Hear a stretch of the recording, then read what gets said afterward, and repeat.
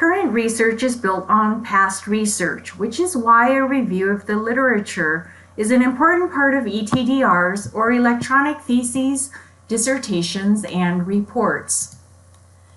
In different academic domains and disciplines, graduate students, researchers, and professionals use particular source citation methods. Particular professional publications may also have defined citation methods. Whatever the circumstances, graduate students need to identify what source citation method they're using for their ETDR. They should be able to identify an up-to-date manual with the appropriate guidelines. They should be able to find a few examples of recent publications with the proper formatting in action. And they should be able to apply the same source citation method to their own work. ITS does not tell students how to cite their sources.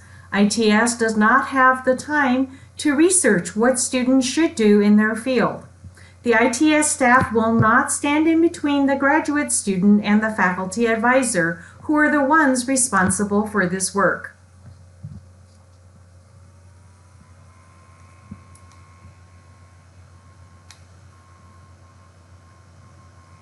Students may also have a web bibliography tool that they use to collect research and to conduct their review of the literature.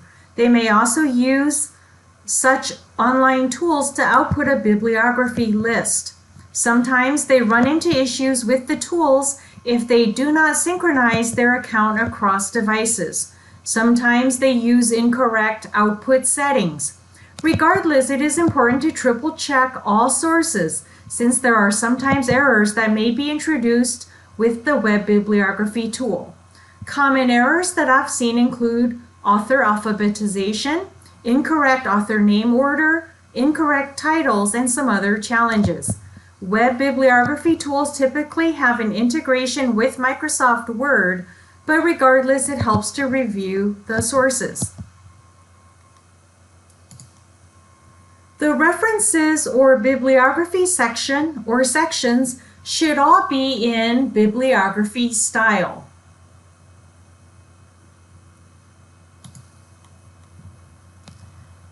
This is separate from the source citation methods. This only affects the hanging indentations, the left justification, the right rough edge, the blank lines between each of the source citations, and so forth.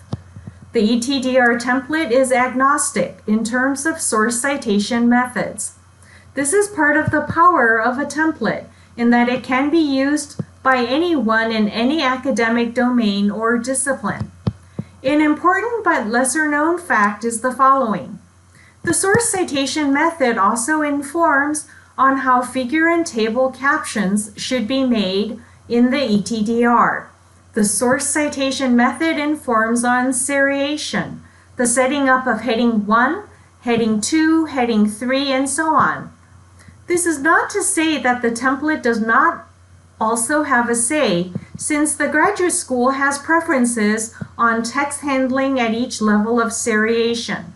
On occasion, these may override the particular practices of the field.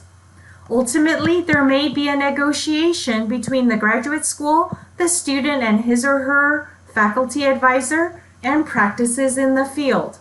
The process is not generally adversarial, but is more cooperative. So inside the ETDR Doctoral Template 2021, when I click on the references, you will see in the Styles pane, this is the bibliography style.